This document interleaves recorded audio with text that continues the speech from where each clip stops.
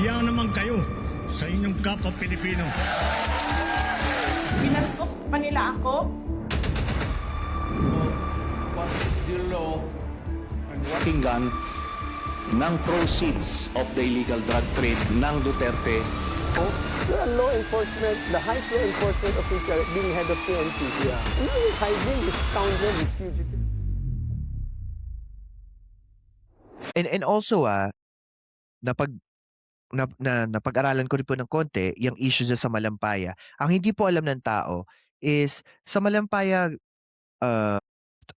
gas field bago discovery niya, it will take at least a minimum of 16 to 20 years para actually magawa yung oil rig, ma-develop yung land, makakuha ng refined oil. So it will take time.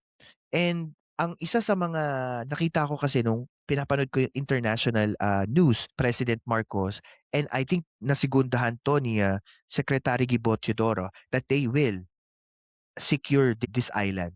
They're gonna put like I think a Navy fleet para lang daw po talaga ma-secure it. Ang alam ko, ang US, In- kuha na, nagpalibot na. Yung kuha na. Oo. Kasi ang laki daw talaga ng contention dito with China.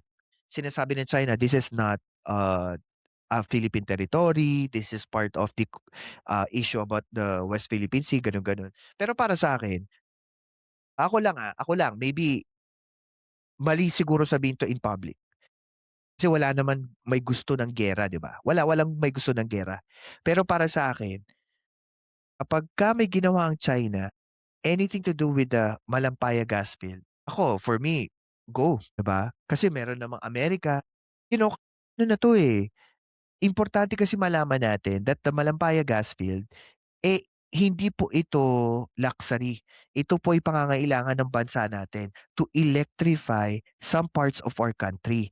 Electricity po ito, yung makukuha nating gas, makakapture niya po yung energy na kung saan po magagamit natin for our para po magkaroon ng kuryente dito sa iba't ibang part ng ating bansa. Para sa akin, this is a national security threat. Kaya kung ito ay lalapastanganin ng China dahil sinasabi nila na hindi natin ito pagmamayari, para sa akin, this is a call for, for us to defend our national security.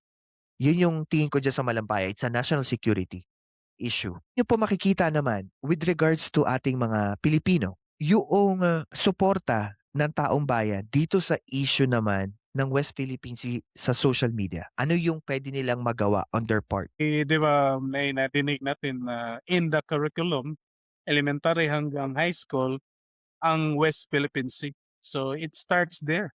We must act din kitang mga pro-admin vloggers na i-counteract yung mga narratives ng yung kabila.